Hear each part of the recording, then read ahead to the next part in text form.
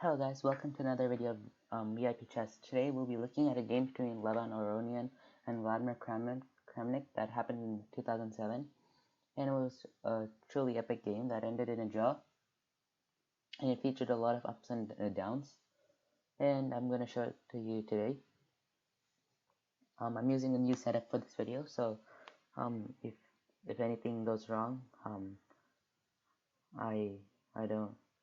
I don't know if anything will go wrong or not. Hopefully nothing does, and if it does, I'll go back to my old setup. So Levon Aronian had the white pieces, and Vladimir Kramnik had the black pieces. This game happened in a tournament as I said, back in 2007, and at this time the ratings were pretty similar, with Aronian having a rating of 2,579 and Kramnik having a rating of 2,772. Let's get started and look at the game. We have d4 by white, first move, and then we have d5 by Kramnik, c4, c6, Nf3, we get the slab defense, Nf6, e3, and this is all standard line stuff. And now we have bishop f5, knight c3. This is the quiet variation of the slab defense. e6,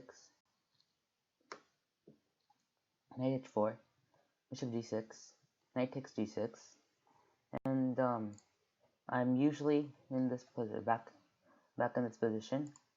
If once e6, instead of playing e6 and allowing the knight to come to h4, black would usually go h6 first, just to stop this knight h4 move, and allow not to stop it, but it gives the black bishop some space, because it is a very important bishop in the game.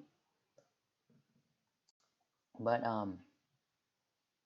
e6 was played instead. It's not a bad move by any means, but it does just gives you double pawns in the end, and loses you the bishop here.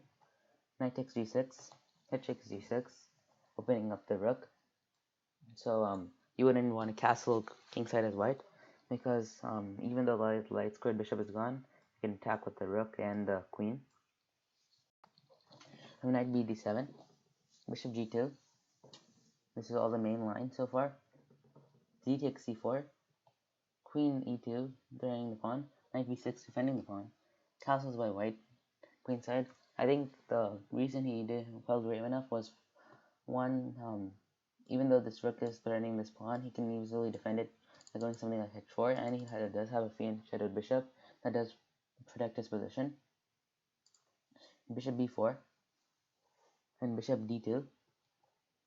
There f0, knight e4, queen e7. And I said this is all standard stuff at this point, and there wasn't really anything that was surprising until now. Okay, bishop takes b4, queen takes b4, knight c5, rook a b8, and rook fc1, and rook d1, rook d8. So at this point we have the rooks, all rooks that activated, just staring, well, a few of them staring down files, and alternate files, and the queens are in good positions, and your knights are doing a good job defending specific pawns or just guarding their territory. Except black doesn't have the bishop there. Well, it doesn't have a bishop, while white does. Your queen c2, knight fd7, challenging the knight, knight e4, bringing it back. And now we have e5. We have e5 now. At this point, a3, queen e7, just bringing the queen back, defending it. Rook e1, knight f6, knight g5. He doesn't really want to lose the knight at this point, and that does lead to one of the points why black does get an advantage at this point. He takes d4, he takes d4, queen d6, knight f3, rook e8, rook e5, knight fd7, rook a5, bringing the rook over so it doesn't get attacked. a6, rook d1, rook db8, bishop f1, and then rook e7, rook d5, queen f6, and the position is going a bit in black's favor at this point. There isn't really there isn't really a clear plan for white for now. Then rook d8, rook d8, h4, queen e6, a4, and basically white is gaining space at this point on the queen side. And even though black does have this all-the-chip pawn structure here to defend it, the knight is hanging, and the bishop is staring down at these pawns with the knight ready to just jump in something. So these pawns are going to become targets, and these pawns aren't developed at all, and the knight is blocking them from moving. We have queen e4, queen c1, f6,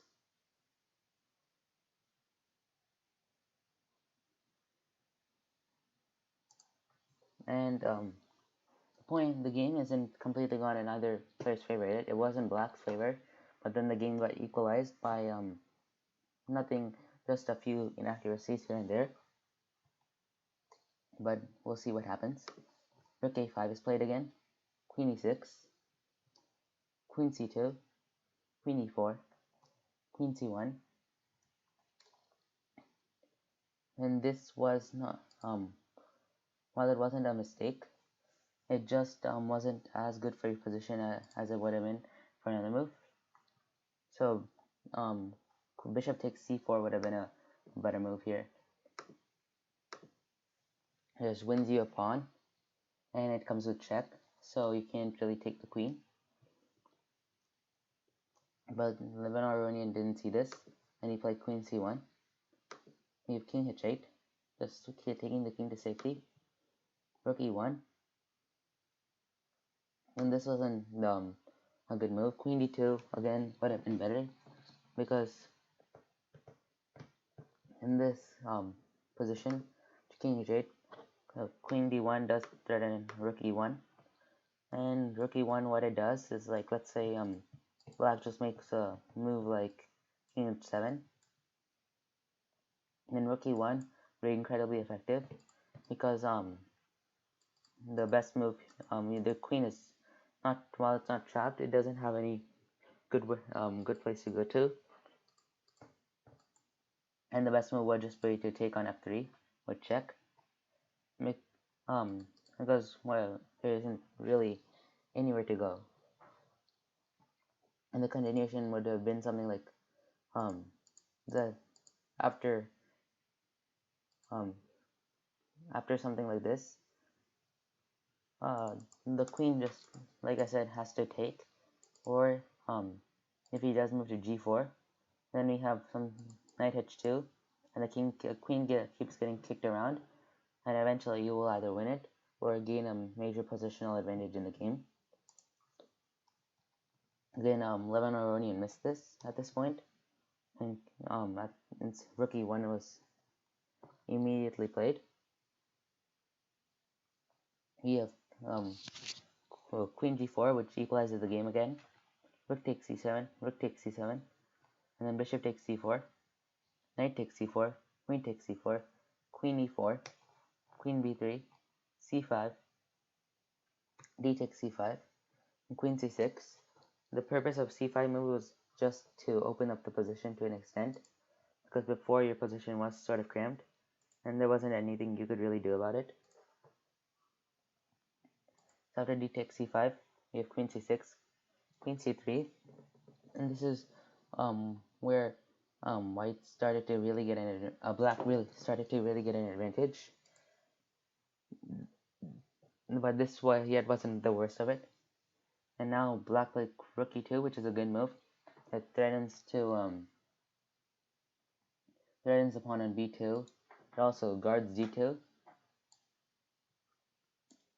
And afterwards we have b4. which was the blunder that lost that didn't lose him the game. It just caused a really big imbalance.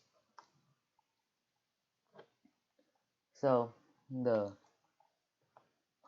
queen b4, what it does was after knight e5 can be played.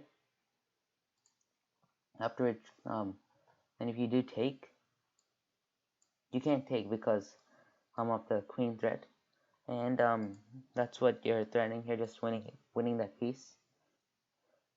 And so after something like this, you would just win, not straight up not win the piece yet, but you would get a major advantage with rook a2, king g2, king h7, just protecting your king.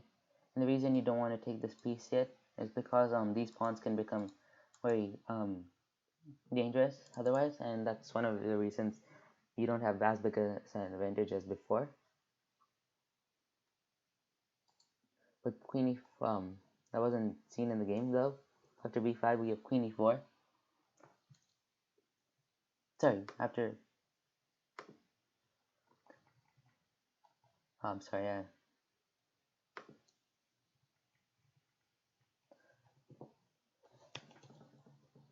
yeah. So after 95, which was played in the game, you b5, queen e4, c6, knight d3, and this just blend was a just didn't do anything in the favor. Was a very good move by Vladimir Kramnik. And if white slipped up with something like, let's say not queen c2, sorry, with something like after knight d3, if he if white, oh no, sorry, after knight d3, let's say he just white just played something like queen b3, and then there is a mate in 4 with rook takes f2, check, king g1, queen takes f3, queen g8 check, king takes g8, and then it doesn't matter what you play, you just simply get checkmate. Of course, so you can't have that. So now Aronian did the unthinkable and just sacked his queen, and at this point this somewhat equalized the game. He's completely relying on these 3 pawns to carry him home. So c takes b7, rook e8, bishop b takes a6, queen b3, rook c5, and this at this point the game was completely in favor of black, but then rook e1 just blundered it, and the better move would have been queen e3, just keeping pressure, and even after b8 equals queen, king h7, you don't really have a good way to protect this pawn, and something like knight g5 would have to been played. You take, and then queen f8 just protects the pawn, and you maintain a huge advantage. But still, keep in mind that this was a rapid game. In rapid games, it is hard to calculate big lines like this. So rook e1 was played, and this just gave white an advantage. Then after a takes b6, you have queen b3, rook c5, king h7, rook c8, rook g8, knight d4, queen b6, rook takes g8, king takes g8, and now you still don't. Oh, sorry. You still don't want to promote to a queen because the queen just simply takes. So we have king g1 and king h7, and this was another blunder by white. After king takes g8, king g1 wasn't the best move. a5, just attacking the queen would have been better. You would get the queen eventually, and the queen has to go to something like c7, and then you just wait, just play a waiting move with king h2 and stop any checks. But again, Levon Aronian didn't see this. He played king g1, and this completely equalized the game. And after king h7, which was another waiting move, knight c6, queen b1 check, king g2, queen e4 check, and it was at this point and move 55 that both players agreed to draw, because no matter what you do, you're still going to be checked. And after there's only so many checks before it's a 3-more repetition or something like that. Even if you try something like H3, you just take and then after you get let's say you get a queen,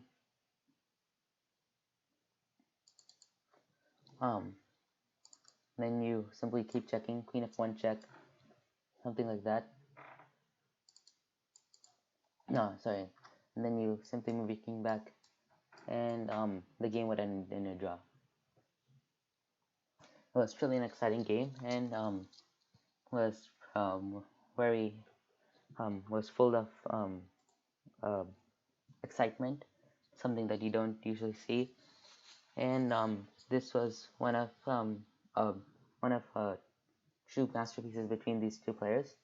And I have a quote from Vladimir Kramnik, and he said shortly after this game that to create a beauty, I'm paraphrasing here, to create a beauty in chess, one cannot do it alone. He has to have two people, his opponent must be equally good to create a true beauty in chess. And it's a pretty good quote saying that one person cannot just play really good for an absolute immortal game.